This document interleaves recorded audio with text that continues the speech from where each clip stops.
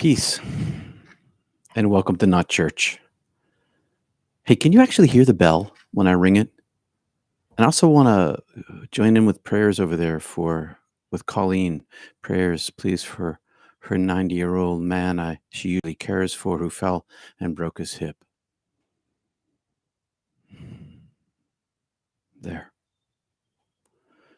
Oh, good. Thanks for saying so. I never know. Hey, this is Not Church. It's no doctrine, no dogma, no Bravo Sierra. And if you don't know what Bravo Sierra means, you have to look it up because YouTube doesn't let me say certain stuff. So no Bravo Sierra, mysticism, mystical theology, mysticism, poetry sometimes, scholarship, sometimes humor. Call me Peter. You know, I never went by Reverend the entire time I was a Reverend. I insisted that everybody called me Peter. And when I came out in the near-death community, somebody suggested I go by Reverend, and I did for a while, but it's never been who I am. I prefer Peter, and especially now that I am independent. So I'm a natural-born mystic and a two-time near-death experiencer, ex-liberal clergy, ex-TV broadcaster, full-time lifetime contemplative in the context of living in the modern world, out in the world, not in a monastery, a writer, I'm a storyteller, and a channeler. And if you're new here, welcome. And please say hello in the chat over there. It's over on that side of my screen, or in the comments below if you're catching this after the live broadcast, streaming, I should say. So, do the cares of the world burden you today? Your original goodness and original blessing in the book of Genesis is where you need to look. That's where it all begins. But before we get there, I want to pick up on something that somebody said in the chat. Asked me about the two stories in the first two chapters of Genesis. And we're going to be exploring those a little bit over the next couple of weeks. And thank you, Mary S., for this super chat. We're going to explore the first couple of chapters of Genesis over the next couple of weeks. And one thing to know is that there are two stories, the first chapter and the second chapter, essentially. They are written by different authors at different times with different agendas and different mythology. Christianity tends to mush them all together. It actually Christianity takes the whole Bible and mushes it all into one story. That's what they do. But really, if you look at the Bible, it's a whole collection of books. And each one of those books was written individually or sometimes maybe by the same person, a couple of them maybe, and definitely some of the letters of Paul. Okay, I'm getting off track here. But we shouldn't smush them all together. We can separate them out from each other and look at them independently. And that's what we're going to do a little bit now and for the next couple of weeks with the book of Genesis at the beginning of it, because this is the basis of mythology. Western culture grows out of these essential stories that describe to us who we are, where we're from, and where we're going. They're not literal. They've never been literal. They are mythological. They tell truth with a capital T without being science or history with a small t, truth. They tell us big truth without necessarily being true. It's not important that they're true or not true. What's important is what they tell us about ourselves and our understanding of our relationship to each other, to ourselves, and to the divine. All of that's rooted in the beginning of the book of Genesis. And we're going to take a look at that. And we're going to start with original goodness and original blessing today. But first, let's settle in here for a moment. I'm going to set my chair a little differently there, set my spine up a little bit, and close your eyes. Forget yourself. Where two or more are gathered, I am there. Make your eye single and your body will be filled with light. When you pray, go inside, said Jesus. Let's focus our breath and our mind together, beginning with a chanting of Om 3 times, because this kind of practice of linking your breath with your mind, and a prayer trains the mind and drives you inward. After 3 ohms, we're going to drop into centering prayer. And if you're joining us for the first time today, pick a word, maybe love or light, and breathe that word in and breathe that word out. And when your mind wanders, return to it, return to that word. Look after, keep your eyes closed if you want to, or open them at the moment, in the discussion below, where I did not put something that I need to put in there today about Zoom. I'll put that in after. Someone maybe remind me, but look below. That's where you'll find a link on meditation. So close your eyes, forget yourself, begin with 3 ohms.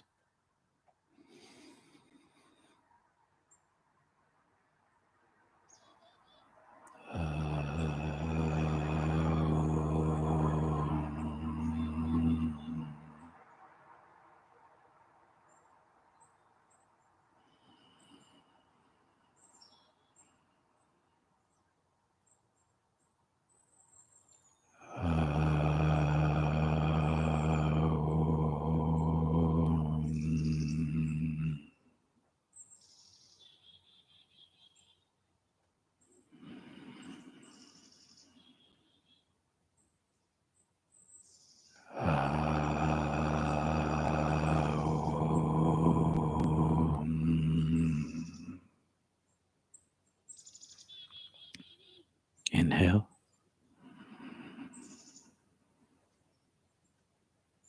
Exhale.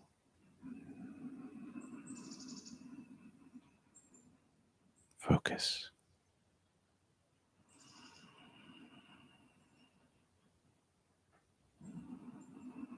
Relax.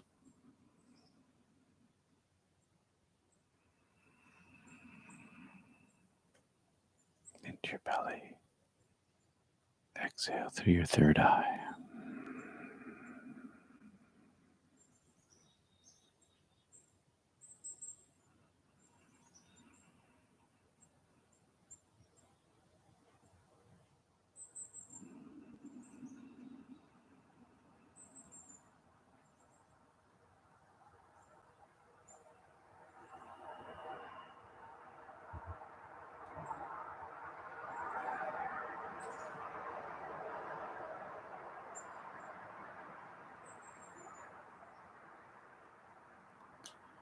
Original goodness, original blessing. Do you sometimes feel world weary, worn out by your burdens? Me too. And when I do, I dive inside myself to find my source, my original goodness, and breathe there for my connection, for my strength. Maybe deep in your mind, does some part of you cling to the fear that you were taught about a big, mean, angry God who made you bad and then threatens to condemn you for it? Deep inside, way below the fear, is goodness. The choice is always ours. Choose the light or not. In life and in death. In death, it is so overwhelmingly bright, is the goodness itself. It's easy to turn toward it. So easy. Know this and understand this. Before you were born, you were, are, and will be made of goodness. You were goodness before you incarnated. A golden spark of light is what you are at core, at the ground of your being. Understanding mythology, the mythology of original goodness and original blessing gives hope, connection, and strength in our anxious world of burden. The word good is written 6 times in the first chapter in the first book of the Bible. It's the only place that happens in the Bible. Good, good, good, good, good, good, and ending with a blessing. In the beginning, everything is good and universally blessed. After creation in this story, everything that is good is then blessed. And so are you. In time, you are blessed and you are good because of timelessness, because the always present always makes it so. Way down deep inside yourself, at your core, in the temple of your heart, is a golden flame of eternal light and love, eternal timelessness, infinity. Goodness is at the core of all there is. Right here and right now, was, is, and will be. Goodness living here inside you, among us. And you'll see for yourself the moment that you die that I'm speaking the truth with a capital T, that you are most beloved. The moment you choose the goodness. Every moment you choose goodness in life, and in the big moment when you choose goodness in death. The more you choose it in life, the more self-evident it is in death, but it is always overwhelmingly self-evident, infinitely so in death. You're going to see the moment that you die, if you're fortunate enough, and so many people are, because they get greeted by their loved ones. They come to you, to take you home, to lead you home. As someone said to me just this week, I wanted to be there with her when she died, so I could hold her hand on this side as her mother came to her from the other side to take her other hand and lead her home. The mother coming from the other side is the presence of goodness. It's the thing that makes dying bearable. Because when the dying begins to be death and the door opens, then light already leaks through and the goodness comes, sometimes in the form of a person. And in the wink of an eye, you'll be raised. You'll see and you'll understand and you'll be healed of all the woes of the world. I saw your original blessing. I saw all of original blessing in heaven. When I was in heaven, I saw it not only in the gold fleck of sparkling nuclear light in the hearts of every human being and human doing what they were on earth. I saw it in all the universe and galaxies. Its presence was making everything exist. I saw the goodness in the weave of our entire universe. And I start in this place because, well, with mythology here. I start in this place because when I read Genesis, when I was at divinity school following my first near-death experience, the word good just popped out at me as the most important word in the Bible's opening paragraphs. So this story, this first chapter of Genesis, is not the original. The original story, according to scholars, is the Adam and Eve story that we'll get to. But the scholars recognized the need for putting goodness first. Life is such a burden for people. We need to understand what the core of our being is and live through this core as we live in this world. The opening paragraphs contain 6 times the word good. And it was obvious to my eye, to the eye of my soul, when I read it for the first time in my Old Testament course and divinity school, for the first time after my NDE. And goodness popped out from inside as light. The light, the goodness. It's always visible to me, even in the darkness, even in this world. I can't unsee it.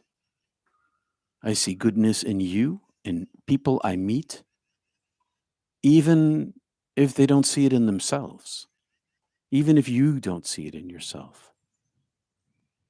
In the beginning, everything that is a thing is good.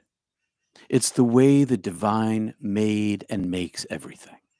Goodness is at the core of all there is, in the center, deep down inside, even when life feels like it's only full of suffering.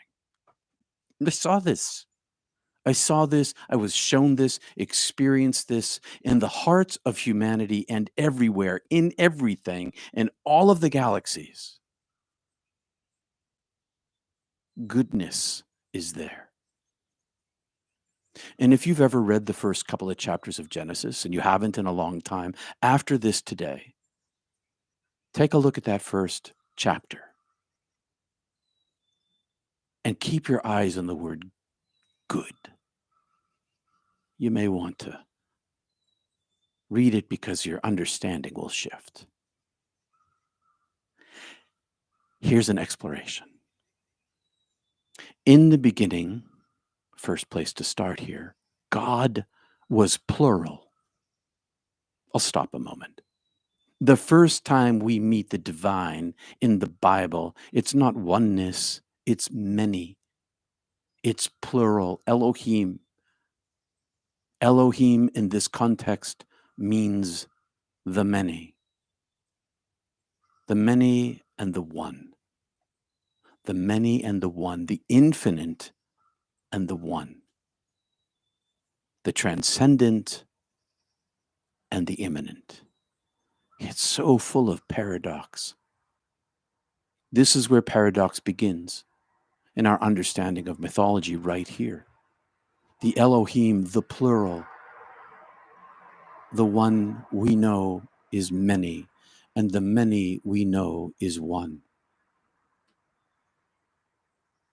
How many forms of Hashem, which is what Jewish people say instead of saying Yahweh, which is not really a word anyway, because it doesn't have any vowels.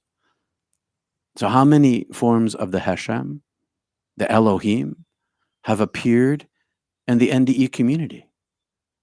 How many ways has the divine come to people? How many ways has the divine shown itself? How many times has goodness been revealed?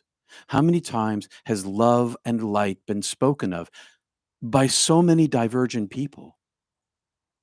I did an interview, fireside chat, the other night with several people, 4 of us, NDEers, and we don't really know each other. It'll air in February. What amazed me about it was that because we don't know each other, yet we all came speaking sort of different language, but about the same thing, about the innate goodness that exists inside, and that love and light are what is. And it didn't matter where we were from or what we had learned in life. What mattered is how we were transformed in light. and can see the goodness that exists inside all things. So, how big is the Elohim, the plural? You tell me. How many is many in infinity? How is one in infinity? I don't know. I don't need to know. All I need to know is the goodness itself. And when the burdens of the world weigh on me, I retreat into the goodness inside me and find strength and hope there.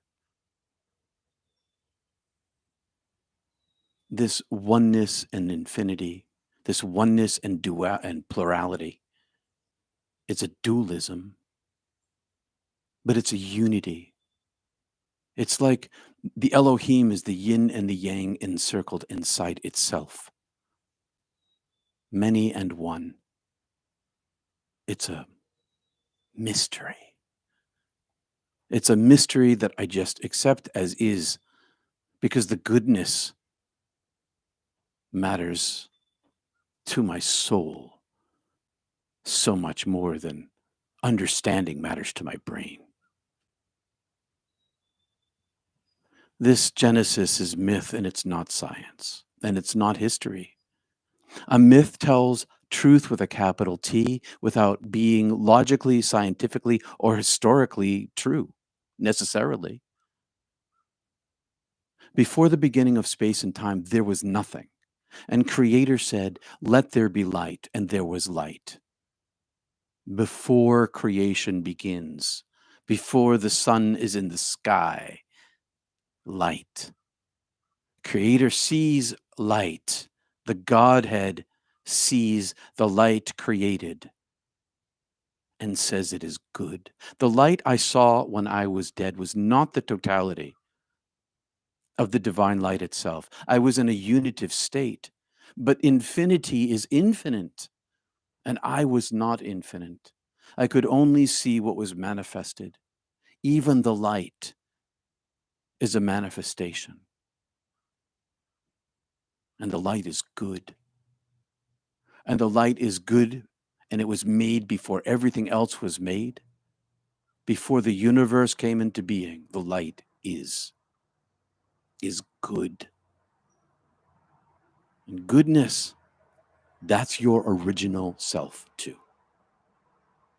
And Elohim called the light day with a capital D, the daylight of all existence that is the love, the secret ingredient inside of everything there is. Way down deep in the quantum. May science find it someday. It's not starlight and it's not sunlight. It's the light that pervades everything there is and is hidden from the physical eyes of humans. But we can see it with our spiritual eye, with our inner eye, with this eye that is our radiant self.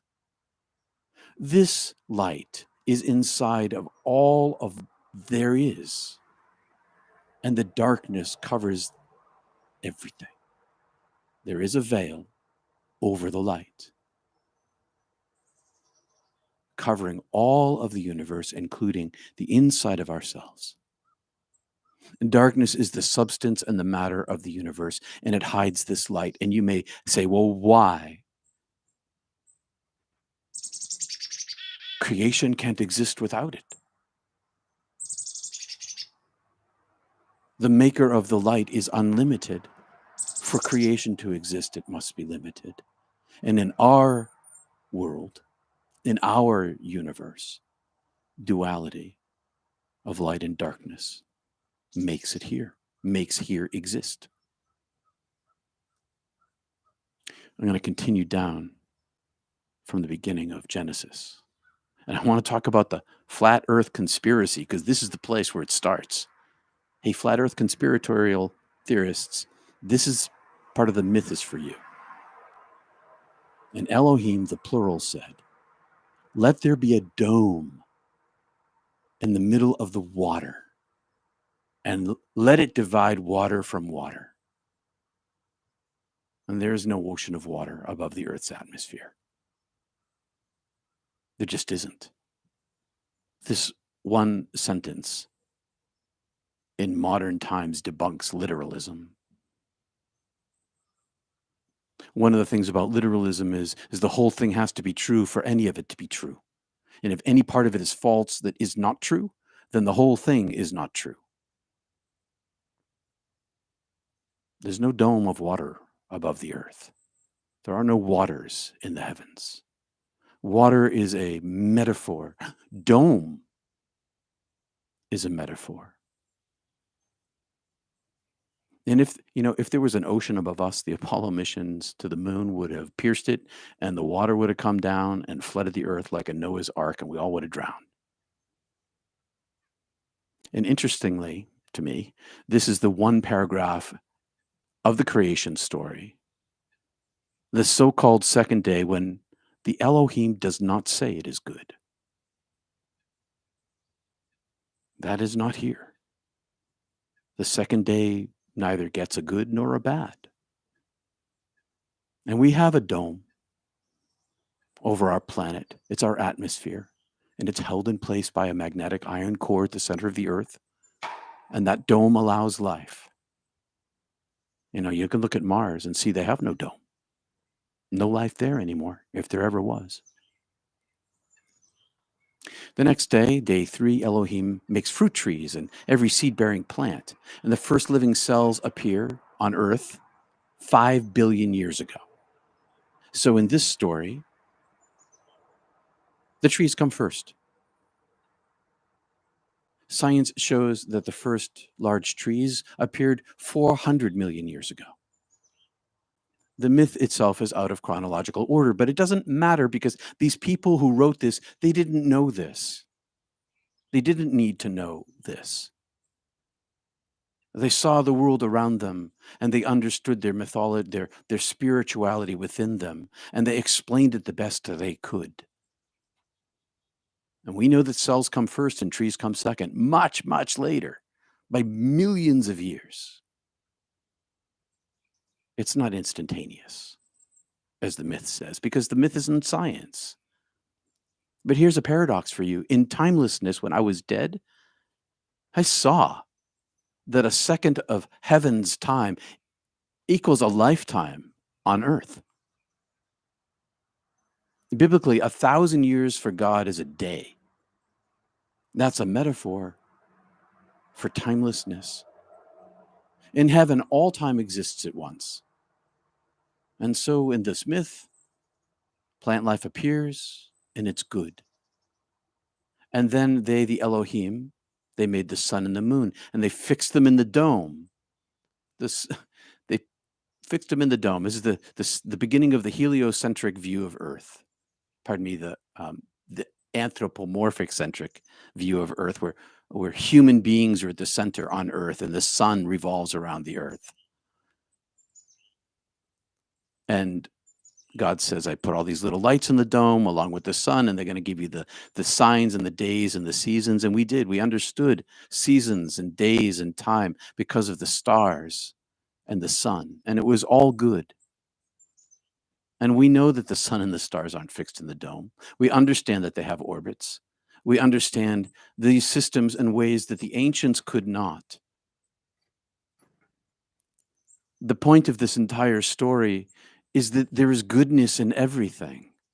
There is goodness there. And over the next 2 biblical days of creation, the deity made all wild animals and all domesticated animals, and both were good. There's no dinosaurs or mammals and a differentiation there. There's just mammals. There's no rise of domestication, no rise of cities. They're just animals and human beings, and Adam and Eve come in the story next, and civilization. It's not really the way it worked. There's virtually no passage of time from when the biblical humans began herding sheep and goats from the moment of creation. Literalism again falls apart here. The idea here is that Earth is 8,000 years old, but we know it's 13 billion years old, as the evidence shows. And in Genesis, humankind gets made next after the animals, and we are very good. This is the very good we get. And all is good because of this biblical story. It tells us that all is good. Good, good, good, good, good, good, very good, including you and me. And then at the very end, on what we call the seventh day, comes a blessing on all creation because it is good. And this goodness, this original goodness, if you still bear the burdens of your youthful fearfulness taught to you, understand that at the very core of your being eternally, even in this story, even in this myth, you first and foremost are good. And when the burdens of life get to weigh you down and become too much to carry, turn this inner eye of yours inward and aim it at the goodness that is inside of you. And rest there and let it give you strength. Because that's who you are. That's where you're from and to whom you go. Goodness itself. So, let me know in the comments if you want me to continue in this vein. Next week, I'm going to pick up where we left off today, where it says, let's make humankind in our image. Light from light. But let me know this week if you want me to continue. So take a look at Genesis 1 for yourself. Oh, I see lots of yeses and yes and amen and yes going inside. Please do. Thank you all, because I felt like I was taking a risk today. So thanks for your super chat support over there. And if Not Church gives you understanding or wisdom or hope or inspiration, please visit peterpanagore.love to give a bit of support. Thank you. Continue, please. Yes, like it when you discuss the Bible. Please continue. Yes, please, Peter. Carrying on. Thanks, Rob. I like it. Thank you. Goodness. Wonderful. Thank you, everybody. Thanks, Kristen. Please do. Yes. All right. Thank you. I felt like I was taking a chance here. Now, every little bit helps keep this mission going, and I thank you for your gifts of support. peterpanagore.love. I'm available by appointment at peterpanagore.love, and we have meditation practice twice weekly on Mondays and Wednesdays at 8 a.m. Eastern Time on YouTube channel, and the Zoom Mystic Tea Salon will be in the link in a moment. I'm going to have to take a 2-second break here to put it in there because I forgot to do it again today because I didn't put a note. Anyway, ADHD. At Mystic Tea Salon, it's a safe place to talk about transformative mystical experiences, and we had more than 50 people there last Sunday. Come and join us. Okay. Now, I'm going to take a half a moment here and see if I can pop into YouTube and put the link where it goes here so that you guys can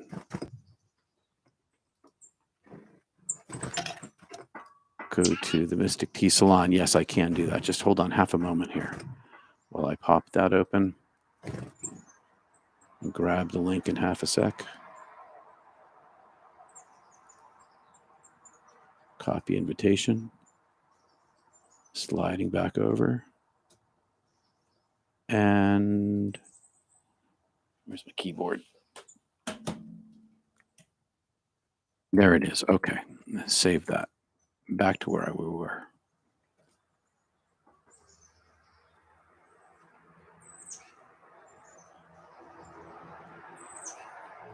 So thanks for bearing with me there for a second. Now you can go to the link below and find the link to Mystic Tea Salon. Thanks, Amy. Thanks, Colleen. Hearing the word goodness is very comforting. Thank you. Picking up here, I see Rachel. Rachel says, thank you so much, Peter. Lately, I have been given spiritual help knowing the point of goodness and kindness, love, right action. It amazes me that you're talking about this. Well, it's the way the divine works, isn't it? I listen with the ear of my soul, and you listen with the ear of your soul, and then the holy, the divine gives us what we want, what we need when we need it. I'm going to slide back up here and see what. Yes, please continue. Thank you, wonderful. Thank you, Tiffany. Thanks, Logan and Carmen. The idea of a punitive God has done a lot of harm, says Carmen. Yeah. The punitive God reminds me, and I've said this before, and I'll probably say it again. It reminds me of an abuser. If you're in an abusive relationship and the abuser says to you, love me in the way that I want to be loved, that I tell you to love me, and if you don't love me in the way that I tell you to love me, I'm going to hurt you. I don't think it works that way. It doesn't work that way, but there is a choice. I had salvation after I died. I went through a purgative fire of divine love, many of you know, where I was released from all of the burdens I carried with me. But it was the self-evident divine nature of light that was so overwhelming that I could not hear love being spoken to my heart. The wave of love and goodness spoken, energizing, downloading into me was overwhelming and overwhelmingly beauteous, beautiful. Thank you so much. Oh, yeah, I read that one. Yes, please continue, says L. Vigil. The Bible is not God. That's where so many people get tripped up. And yes, the Bible is a collection of stories. Right, exactly. People say they put their faith in the Bible, but really, the Bible never asks you to put faith in the Bible. I went to a funeral this week. A friend of mine died of COVID, a community member, I should say, a man I knew and admired, and for several reasons. One, he was kind to my son. And the preacher there was talking about salvation before you die. He was an evangelical preacher, and he did a darn good job, I have to say. But I found salvation after I died. I chose after I died because of the overwhelming presence of the goodness of light. It was so strong and so beautiful. It cleansed me. It healed me. It made me well. It brought me home.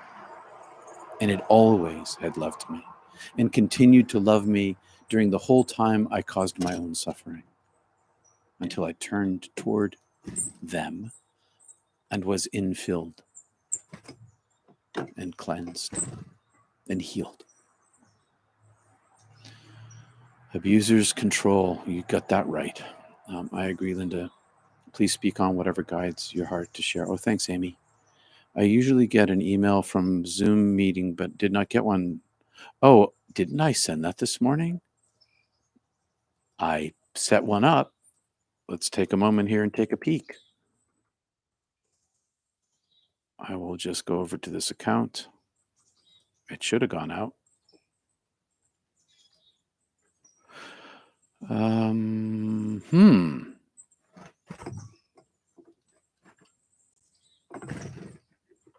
You're all bearing with me as I do my check into my systems back here. Let's see. Oh no. Let's see. I set the timer wrong on it. It's going out tonight, but I'm going to send it out right now. My mistake, mea culpa. And I'm just going to send it right now. Thank you. Yeah, so I don't know how I got the PM and the AM, but I'm just a guy figuring this out as I go along, making mistakes. So sorry about that. There you go. Maybe that's why we didn't have the higher attendance today, because that crazy thing didn't go out this morning. Keep on. Thank you for that, Kathy. I appreciate that. I need all the help I can get. That's for sure. I'm wondering, how do you have processed your charismatic speaking in tongues experience years ago? Ask Alan. Yes, so I did speak in tongues years ago when I was a charismatic Christian. It was a form of prayer for me, and I experienced other people doing it too, and it was transportive. But when I came back from my near-death experience, it didn't compare. It just didn't compare. Hey, yeah, did not get the email this morning. Yeah, I set the timer wrong. Thanks for, I appreciate that. And I know that Lee tried to get to me this morning and say, "Where's the email?" I wasn't checking my email. Sorry about that, Lee, and thank you. Oh, thanks, Jem. I agree with Amy. Speak on whatever my heart leads me to. You're human? Oh, I'm wicked human. Wicked human. Yup, Candyman. Down there in Boston, my home area. I can say it like that. Yeah, totally human. We too human. It was in your email you sent out last week's message. Thanks, Lee. Will Zoom work on your Mac Mini? Yeah, it should work on your Mac Mini. I don't know why I wouldn't. You have to download the program, the Zoom program. That will make it work. You need the program. And it's easy to get. It's super easy to set up too. You don't have to have an account. You just have to open it up. It's great. For me, the charismatic experience in my life speaking in tongues teaches me how to connect to the Spirit. Oh, Amy, there you go. That's what I was trying to say. It was prayer. Thank you for saying it so clearly. You still use it for connection and meditation. Yeah. Everybody has different forms of prayer. I left the charismatic movement at that point, but I know I remained friends with several people who were in it, and they continued to lead deep spiritual lives. One of the elders, gosh, was my dad's age. He must be late in his 80s and early 90s now, was a man who spoke in tongues and did a lot of prison work. It brought him, the depth of his spirituality developed through his prayer practice, brought him into prisons to work.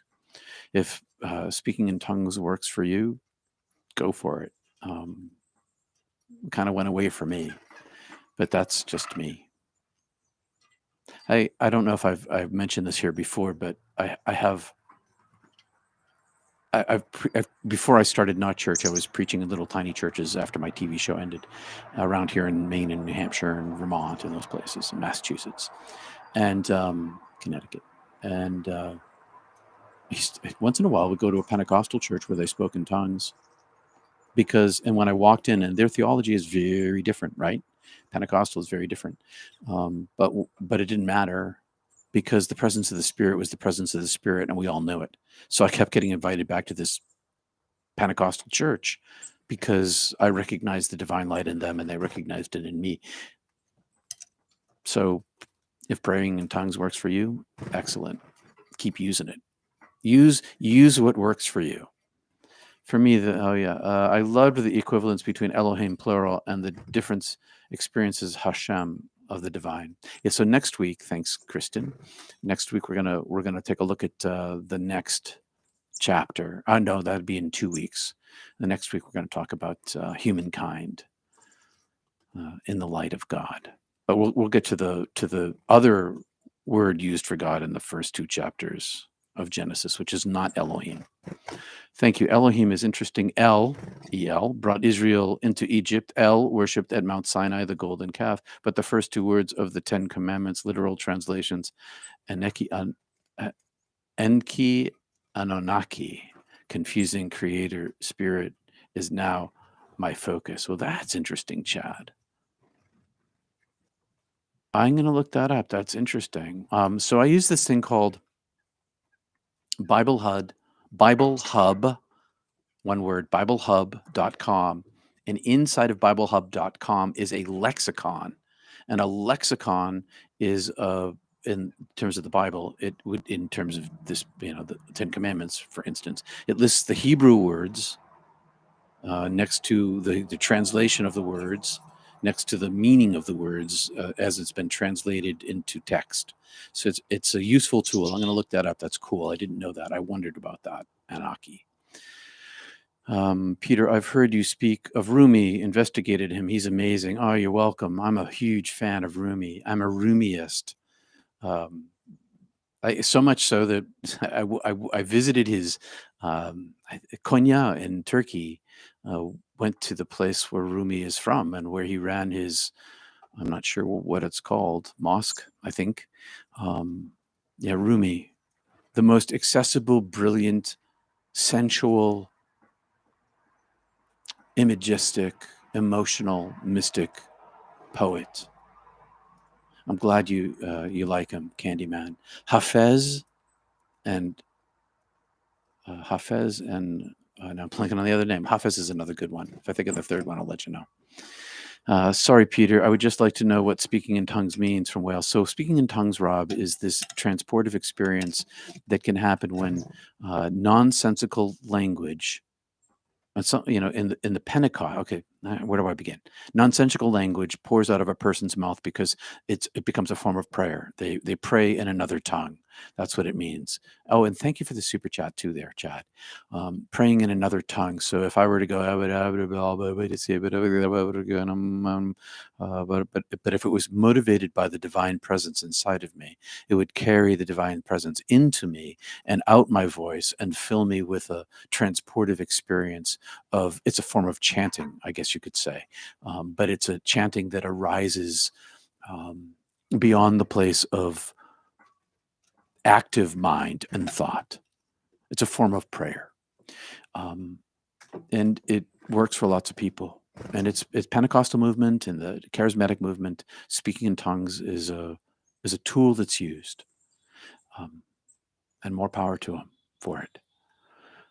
If you have a better explanation, put it in the description. Pardon me, in the chat, and I'll read it. That's for sure. Rumi quote I received this morning in an email. Rumi quote. Oh, I see. Peter, did you ever keep in touch with your friend from the mountain? Linda said. No. We had a really bad falling out. We made up, but I never saw him again. And when I was writing the book, we worked very hard. My publisher and we worked very hard to find him, and couldn't. So, and I had a Dear Tim letter in the book, but my publisher said, Peter, that costs money to print that page, and you don't need it, because if Tim reads the book, he's going to know it's him. I wanted to talk to Tim before I wrote the book, because I hadn't talked to him, and I wanted to get his take on it. The book would have been entirely different. Well, not completely different, but it would have had more understanding of Tim's experience if I was able to find him, but I wasn't. And so I'm still hoping that he reads the book. I don't know that he'll ever come across it, but maybe he will. We hope so. We meaning my publisher and me.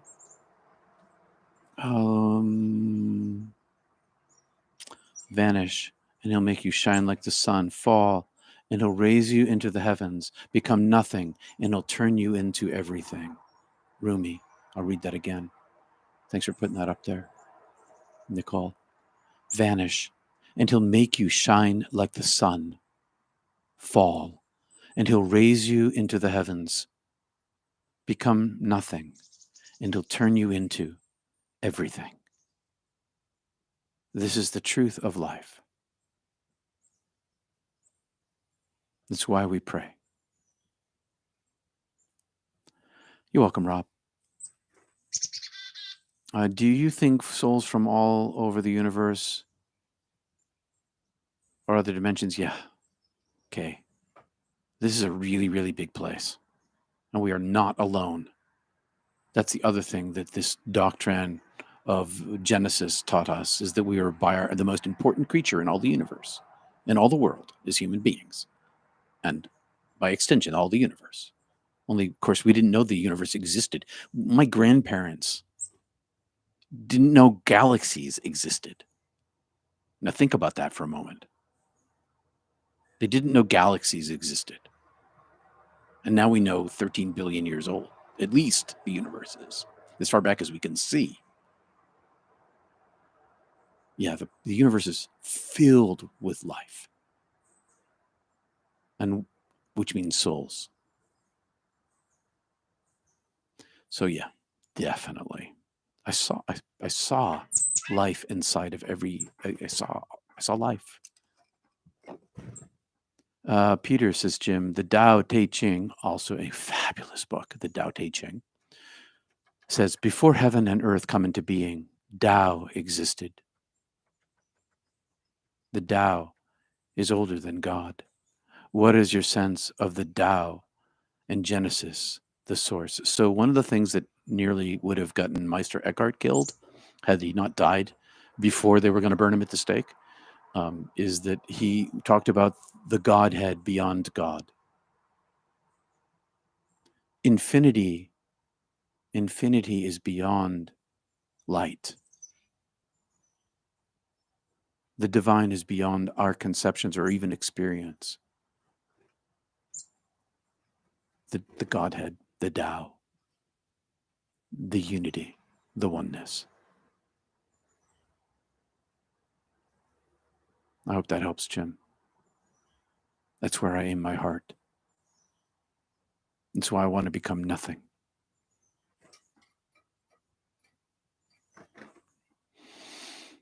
Yeah. You could call God the source and Tao the Godhead. That works just fine for me. When I was dead, it had no name. Beyond my ability to reach. But I was not beyond its ability, their ability to reach into me. Thank you for your words this morning. Thank you, Nicole. This just gets better every week, Tim. Oh, thanks, Tim. Oh my gosh, thank you for saying that, Tim, because I'm one of the things about, and I've only got a couple of minutes left before I've got to get ready for for Mystic TEA Salon, to which you are invited, and the link is below. One of the things about streaming and with the chat is I get some feedback. When I was in television, feedback was very difficult, and so I employ the same MO. My MO is I write what's on my heart, and I hope for the best. And it's really good to get feedback from people. And so thank you, Tim. I appreciate that a ton. Can anyone recommend a biography on Rumi? Oh, what a good idea. I've never read a biography on Rumi. I like that idea. Good to read, Nicole. Everyone, please give Peter a thumbs up. Thanks, Rob from Wales. Yeah, like the video, subscribe. Oh, pardon me. Subscribe. There's that human thing, the body thing. Subscribe and all that stuff. The Tao is a work of beauty. So many interesting translations, and I have two of them. But I'm right back there, and I use them both. The Tao is totally worth reading. It's beautiful poetry. Grumpy Purple Sloth. I like your name. That's fun. You're welcome, Jim. Stephen Mitchell does a lovely job translating the Tao.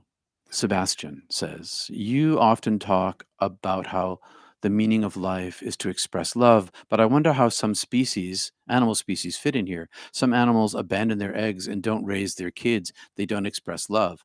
Well, I don't know how that all works. I'm talking about humans. And I have this friend who was watching an eagle video cam. Oh, you've got to go watch this beautiful eagle raising the babies, raising the babies. And so she turned on the video cam to watch the live feed of the eagles, and the mother eagle was eating one of the babies.